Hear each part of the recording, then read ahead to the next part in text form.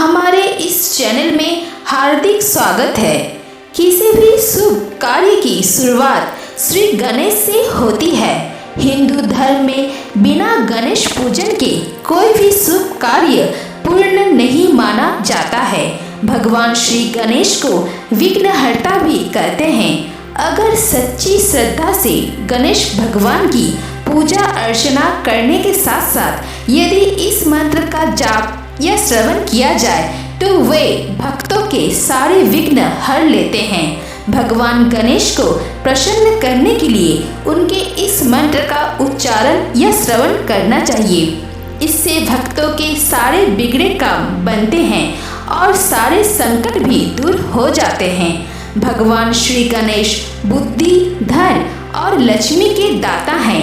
गणेश भगवान की पूजा से जीवन में सफलता मिलती है और सभी कार्य निर्विघ्न पूर्ण हो जाते हैं। इस मंत्र के जाप से जीवन के हर कष्ट से मुक्ति पाई जा सकती है। लेकिन कोई भी मंत्र तभी पूरी तरह से कार्य करता है जब उसे कम से कम 108 बार जाप या श्रवण किया जाए। यदि किसी कारणवश आप जाप करने में असमर्थ हैं, यानी आपको समय नहीं मिल पा रहा है, तो अपने मोबाइल पर इसे चालू रखकर संपूर्ण 108 बार जरूर श्रवण करें। आपको वही फल प्राप्त होंगे जो फल आपको जाप करने से प्राप्त होता। आप जिस भी कार्य में व्यस्त हैं वो करते रहिए और ये मंत्र श्रवण करते रहिए। हम आशा करते हैं कि आपको शीघ्र ही लाभ प्राप्त होगा। तो प्रिय भक्तों, यदि मेरा ये वीडियो आपको पसंद आए तो एक लाइक जरूर कीजिएगा और हमारे चैनल को सब्सक्राइब करके कमेंट में जय श्री गणेश लिखकर अपनी उपस्थिति जरूर दिखाइएगा। तो चलिए मंत्र श्रवण कर लेते हैं। तो मंत्र है गजानन एतेन मंत्रेण मम सर्वे विपन्न कार्यः पुनः सिद्धान्तु। गजानन एतेन मंत्रेण मम सर्वे विपन्न कार्यः पुनः सिद्धान्तु। गजानन एतेन मंत्रेण मम सर्वे विपन्न कार्यः पुनः सिद्धान्तु। गजानन एतेन मंत्रेण मम सर्वे विपन्न कार्यः पुनः सिद्धान्तु। गजानन एतेन मंत्रेण मम सर्वे विपन्न कार्यः पुनः सिद्धान्तु। गजानन एतेन मंत्रेण मम सर्वे विपन्न कार्यः पुनः सिद्धान्तु। गजानन एतेन मंत्रेण मम सर्वे विपन्न कार्यः पुनः सिद्धान्तु। गजानन एतेन मंत्रेण मम सर्वे विपन्न कार्यः पुनः सिद्धान्तु। गजानन एतेन मंत्रेण मम सर्वे विपन्न कार्यः पुनः सिद्धान्तु। गजानन एतेन मंत्रेण मम सर्वे विपन्न कार्यः पुनः सिद्धान्तु। गजानन एतेन मंत्रेण मम सर्वे विपन्न कार्यः पुनः सिद्धान्तु। गजानन एतेन मंत्रेण मम सर्वे विपन्न कार्यः पुनः सिद्धान्तु। गजानन एतेन मंत्रेण मम सर्वे विपन्न कार्यः पुनः सिद्धान्तु। गजानन एतेन मंत्रेण मम सर्वे विपन्न कार्यः पुनः सिद्धान्तु। गजानन एतेन मंत्रेण मम सर्वे विपन्न कार्यः पुनः सिद्धान्तु। गजानन एतेन मंत्रेण मम सर्वे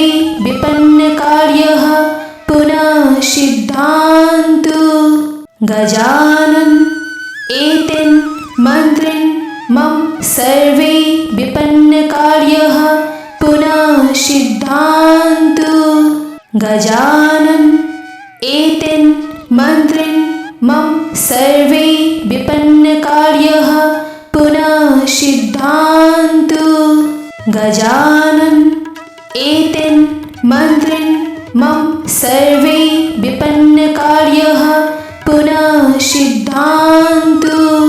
गजानन एतेन मंत्रेण मम सर्वे विपन्नकार्यः पुनः सिद्ध्यन्तु।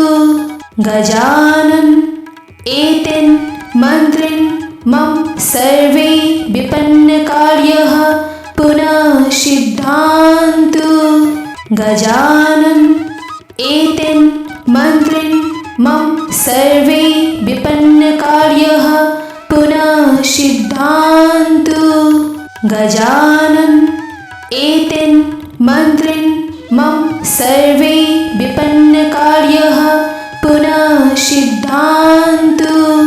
गजानन एतेन मंत्रेण मम सर्वे विपन्नकार्यः पुनः सिद्ध्यन्तु। गजानन एतेन मंत्रेण मम सर्वे विपन्नकार्यः पुनः सिद्ध्यन्तु।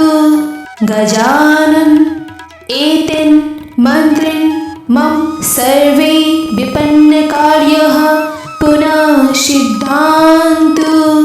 गजानन एतेन मंत्रेण मम सर्वे विपन्नकार्यः पुनः सिद्ध्यन्तु।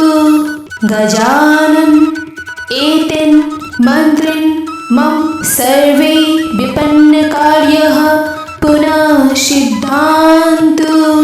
गजानन एतेन मंत्रेण मम सर्वे विपन्नकार्यः पुनः सिद्ध्यन्तु। गजानन एतेन मंत्रेण मम सर्वे विपन्नकार्यः पुनः सिद्ध्यन्तु।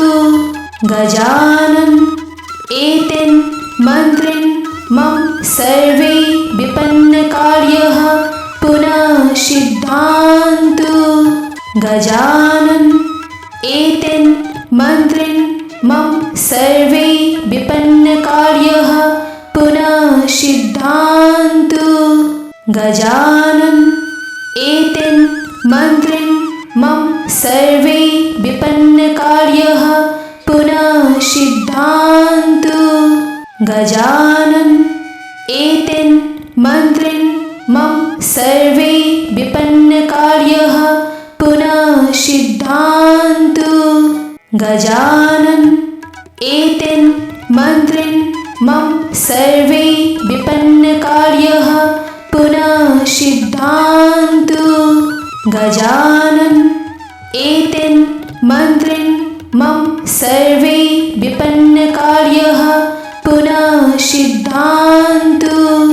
गजानन एतेन मंत्रेण मम सर्वे विपन्नकार्यः पुनः सिद्ध्यन्तु। गजानन एतेन मंत्रेण मम सर्वे विपन्नकार्यः पुनः सिद्ध्यन्तु। गजानन एतेन मंत्रेण मम सर्वे विपन्नकार्यः पुनः सिद्ध्यन्तु। गजानन एतेन मंत्रेण मम सर्वे विपन्नकार्यः पुनः सिद्ध्यन्तु। गजानन एतेन मंत्रेण मम सर्वे विपन्नकार्यः पुनः सिद्ध्यन्तु। गजानन एतेन मंत्रेण मम सर्वे विपन्नकार्यः पुनः सिद्ध्यन्तु। गजानन एतेन मंत्रेण मम सर्वे विपन्नकार्यः पुनः सिद्ध्यन्तु। गजानन एतेन मंत्रेण मम सर्वे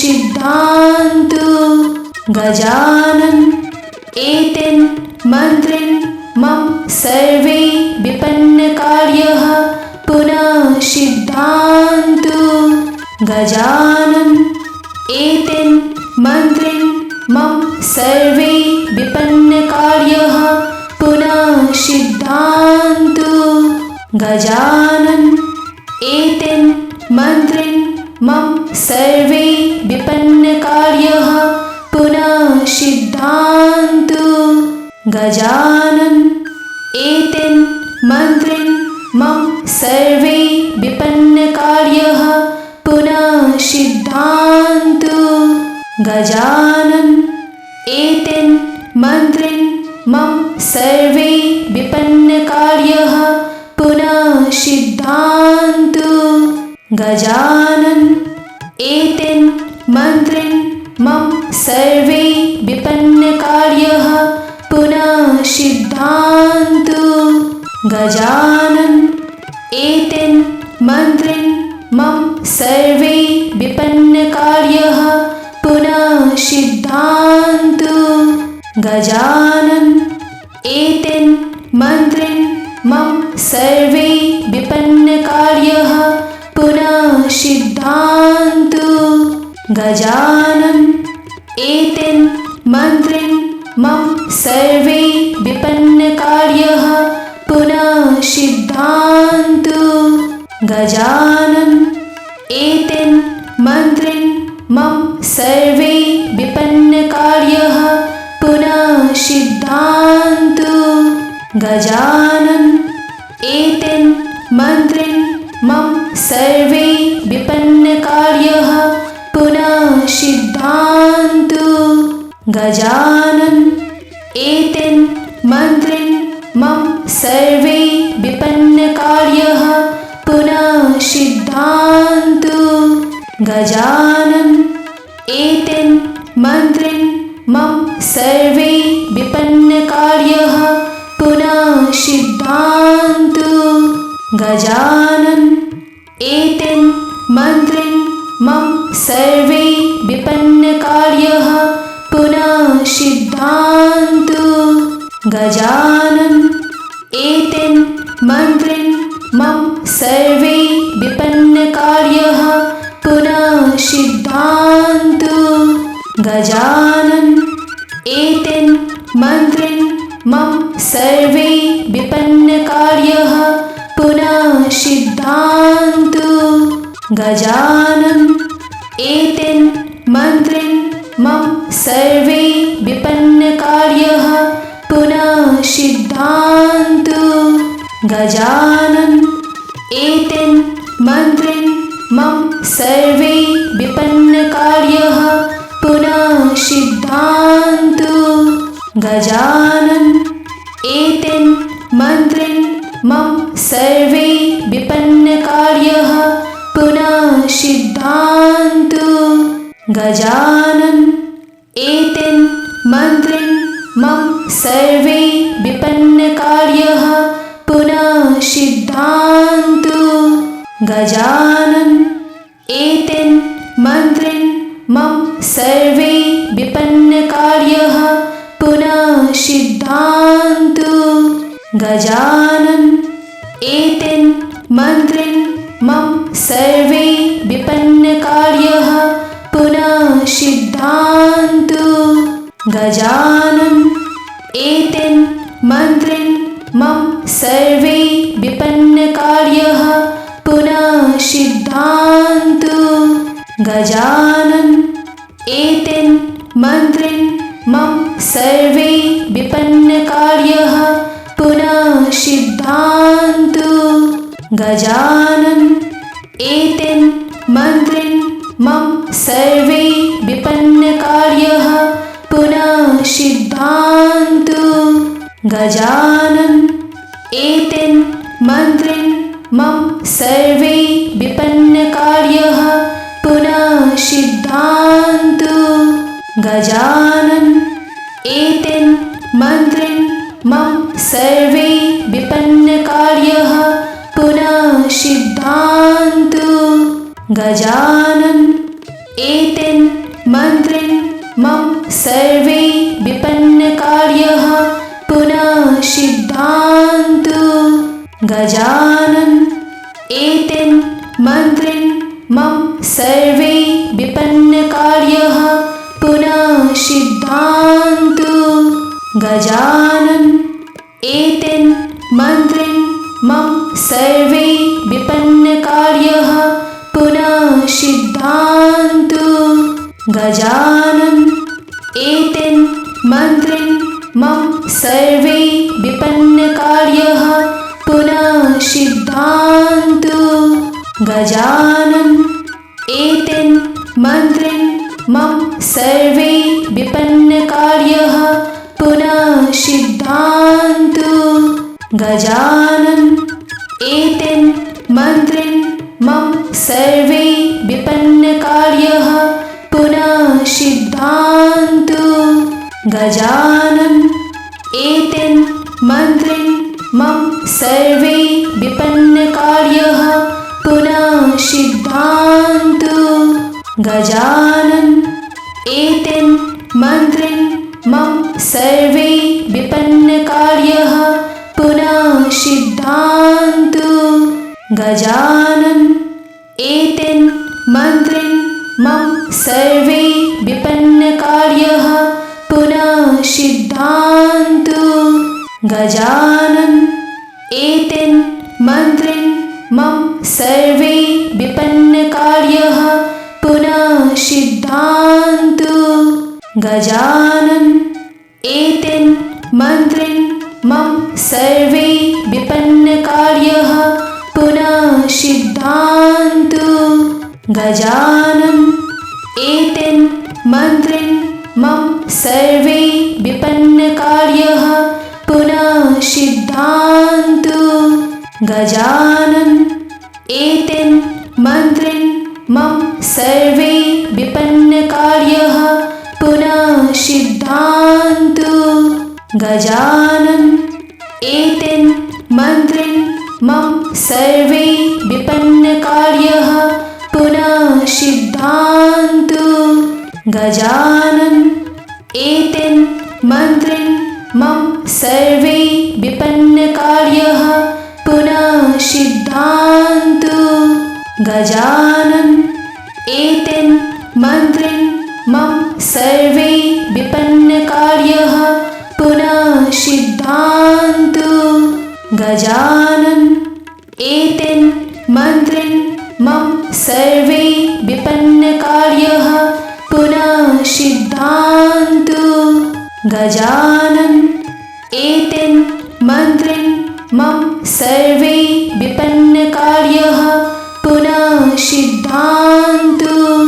गजानन एतेन मन्त्रेण मम सर्वे विपन्नकार्यः पुनः सिद्ध्यन्तु। गजानन एतेन मन्त्रेण मम सर्वे विपन्नकार्यः पुनः सिद्ध्यन्तु। गजानन एतेन मन्त्रेण मम सर्वे विपन्नकार्यः पुनः सिद्ध्यन्तु। गजानन एतेन मन्त्रेण मम सर्वे विपन्नकार्यः पुनः सिद्ध्यन्तु। गजानन एतेन मन्त्रेण मम सर्वे विपन्नकार्यः पुनः सिद्ध्यन्तु। गजानन एतेन मन्त्रेण मम सर्वे विपन्नकार्यः पुनः सिद्ध्यन्तु।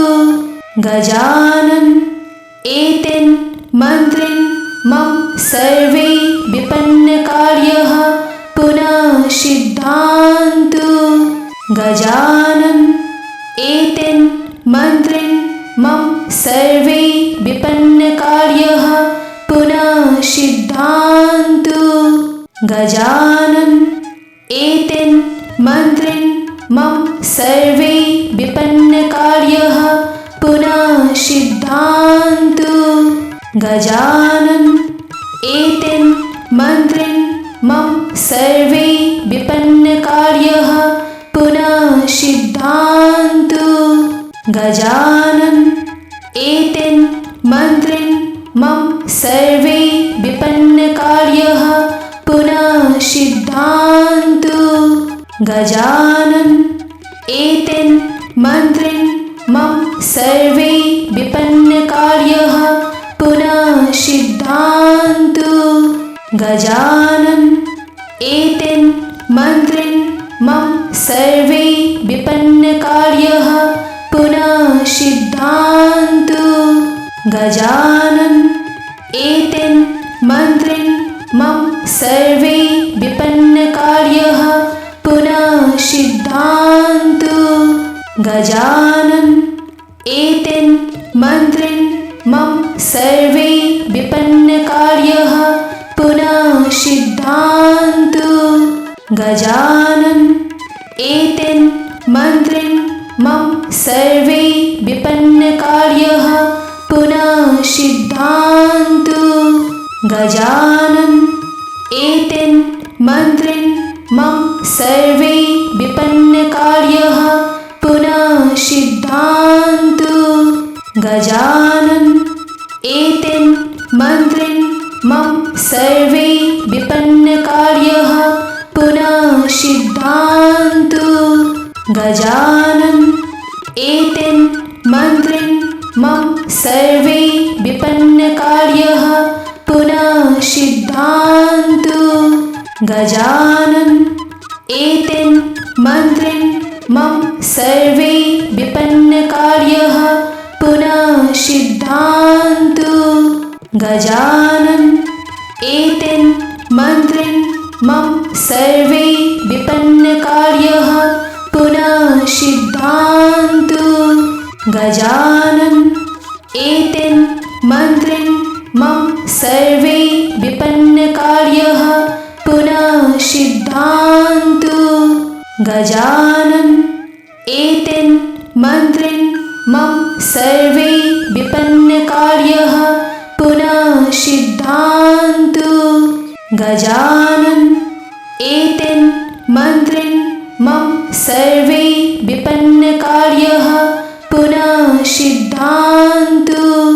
गजानन् एतेन् मन्त्रिन् मम सर्वे विपन्नकार्यः पुनः सिद्ध्यन्तु। गजानन् एतेन् मन्त्रिन् मम सर्वे विपन्नकार्यः पुनः सिद्ध्यन्तु। गजानन् एतेन् मन्त्रिन् मम सर्वे विपन्नकार्यः पुनः सिद्ध्यन्तु। गजानन् एतेन् मन्त्रिन् मम सर्वे विपन्नकार्यः पुनः सिद्ध्यन्तु। गजानन् एतेन् मन्त्रिन् मम सर्वे विपन्नकार्यः पुनः सिद्ध्यन्तु। गजानन् एतेन् मन्त्रिन् मम सर्वे विपन्नकार्यः पुनः सिद्ध्यन्तु। गजानन् एतेन् मन्त्रिन् मम सर्वे विपन्नकार्यः पुनः सिद्ध्यन्तु। गजानन् एतेन् मन्त्रिन् मम सर्वे विपन्नकार्यः पुनः सिद्ध्यन्तु। गजानन् एतेन् मन्त्रिन् मम सर्वे विपन्नकार्यः पुनः सिद्ध्यन्तु। गजानन् एतेन् मन्त्रिन् मम सर्वे विपन्नकार्यः पुनः सिद्ध्यन्तु। गजानन् एतेन् मन्त्रिन् मम सर्वे विपन्नकार्यः पुनः सिद्ध्यन्तु। गजानन् एतेन् मन्त्रिन् मम सर्वे विपन्नकार्यः पुनः सिद्ध्यन्तु। गजानन् एतेन् मन्त्रिन् मम सर्वे विपन्नकार्यः पुनः सिद्ध्यन्तु। गजानन् एतेन् मन्त्रिन् मम सर्वे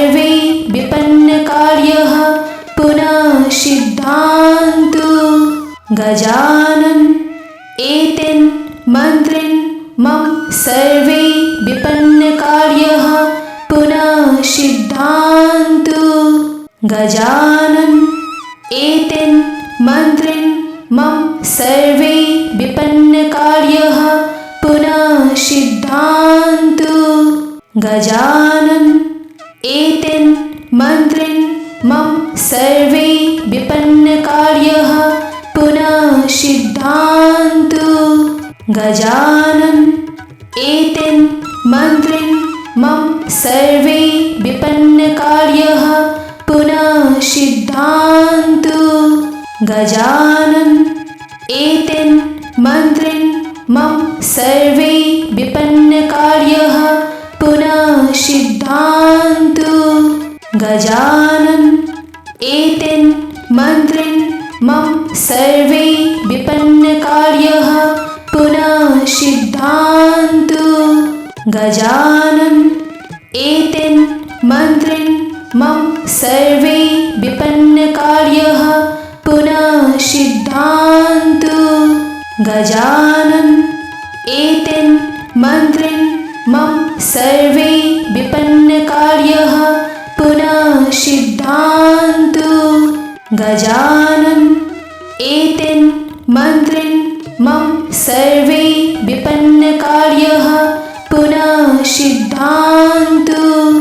गजानन् एतेन मन्त्रेण मम सर्वे विपन्नकार्याः पुनः सिद्ध्यन्तु। गजानन् एतेन मन्त्रेण मम सर्वे विपन्नकार्याः पुनः सिद्ध्यन्तु। गजानन् एतेन मन्त्रेण मम सर्वे विपन्नकार्याः पुनः सिद्ध्यन्तु। गजानन् एतेन मन्त्रेण मम सर्वे विपन्नकार्याः पुनः सिद्ध्यन्तु। गजानन् एतेन मन्त्रेण मम सर्वे विपन्नकार्याः पुनः सिद्ध्यन्तु। गजानन् एतेन मन्त्रेण मम सर्वे विपन्नकार्याः पुनः सिद्ध्यन्तु। गजानन् एतेन मन्त्रेण मम सर्वे विपन्नकार्याः पुनः सिद्ध्यन्तु। गजानन् एतेन मन्त्रेण मम सर्वे विपन्नकार्याः पुनः सिद्ध्यन्तु। गजानन् एतेन मन्त्रेण मम सर्वे विपन्नकार्याः पुनः सिद्ध्यन्तु। गजानन् एतेन मन्त्रेण मम सर्वे विपन्नकार्याः पुनः सिद्ध्यन्तु। गजानन् एतेन मन्त्रेण मम सर्वे विपन्नकार्याः पुनः सिद्ध्यन्तु। गजानन् एतेन मन्त्रेण मम सर्वे विपन्नकार्याः पुनः सिद्ध्यन्तु। गजानन् एतेन मन्त्रेण मम सर्वे विपन्नकार्याः पुनः सिद्ध्यन्तु। गजानन् एतेन मन्त्रेण मम सर्वे विपन्नकार्याः पुनः सिद्ध्यन्तु। गजानन् एतेन मन्त्रेण मम सर्वे विपन्नकार्याः पुनः सिद्ध्यन्तु। गजानन् एतेन मन्त्रेण मम सर्वे विपन्नकार्याः पुनः सिद्ध्यन्तु। गजानन् एतेन मन्त्रेण मम सर्वे विपन्नकार्याः पुनः सिद्ध्यन्तु। गजानन् एतेन मन्त्रेण मम सर्वे विपन्नकार्याः पुनः सिद्ध्यन्तु। गजानन् एतेन मन्त्रेण मम सर्वे विपन्नकार्याः पुनः सिद्ध्यन्तु। गजानन् एतेन मन्त्रेण मम सर्वे विपन्नकार्यः पुनः सिद्ध्यन्तु। गजानन एतेन मन्त्रेण मम सर्वे विपन्नकार्यः पुनः सिद्ध्यन्तु। गजानन एतेन मन्त्रेण मम सर्वे विपन्नकार्यः पुनः सिद्ध्यन्तु। गजानन एतेन मन्त्रेण मम सर्वे विपन्नकार्यः पुनः सिद्ध्यन्तु। गजानन एतेन मन्त्रेण मम सर्वे विपन्नकार्यः पुनः सिद्ध्यन्तु। गजानन एतेन मन्त्रेण मम सर्वे विपन्नकार्यः पुनः सिद्ध्यन्तु। गजानन एतेन मन्त्रेण मम सर्वे विपन्नकार्यः पुनः सिद्ध्यन्तु। गजानन एतेन मन्त्रेण मम सर्वे विपन्नकार्यः पुनः सिद्ध्यन्तु। गजानन एतेन मन्त्रेण मम सर्वे विपन्नकार्यः पुनः सिद्ध्यन्तु। गजानन एतेन मन्त्रेण मम सर्वे विपन्नकार्यः पुनः सिद्ध्यन्तु। गजानन एतेन मन्त्रेण मम सर्वे विपन्नकार्यः पुनः सिद्ध्यन्तु। गजानन एतेन मन्त्रेण मम सर्वे विपन्नकार्यः पुनः सिद्ध्यन्तु।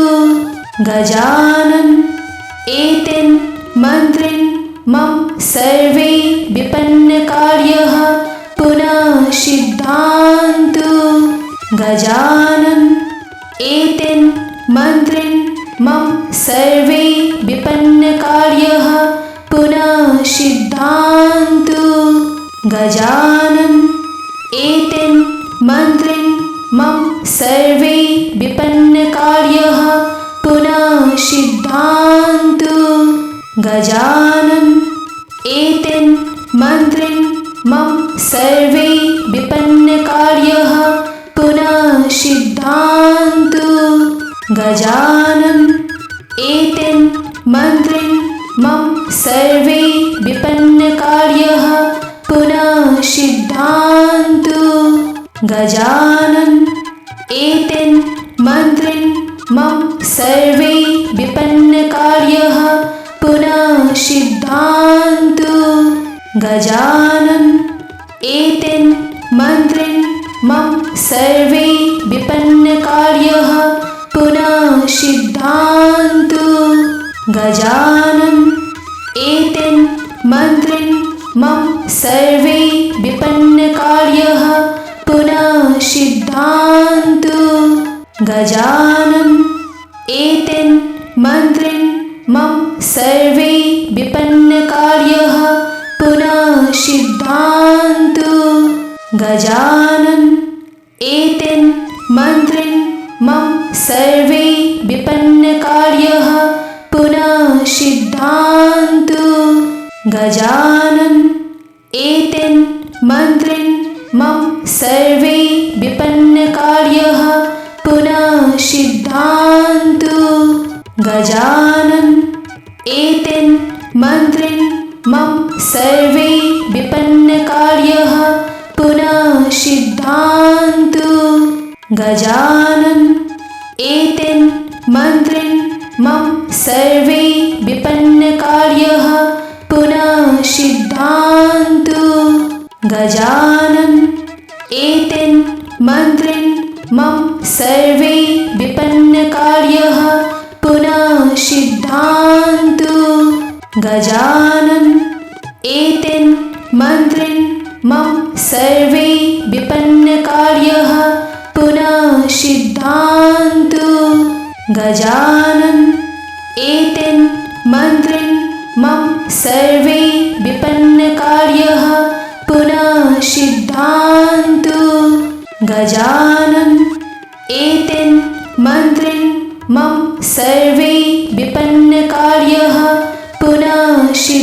सिद्धान्तु गजानन् एतेन मन्त्रेण मम सर्वे विपन्नकार्यः पुनः सिद्धान्तु गजानन् एतेन मन्त्रेण मम सर्वे विपन्नकार्यः पुनः सिद्धान्तु गजानन् एतेन मन्त्रेण मम सर्वे विपन्नकार्यः पुनः सिद्धान्तु गजानन् एतेन मन्त्रेण मम सर्वे विपन्नकार्यः पुनः सिद्धान्तु गजानन् एतेन मन्त्रेण मम सर्वे विपन्नकार्यः पुनः सिद्धान्तु गजानन् एतेन मन्त्रेण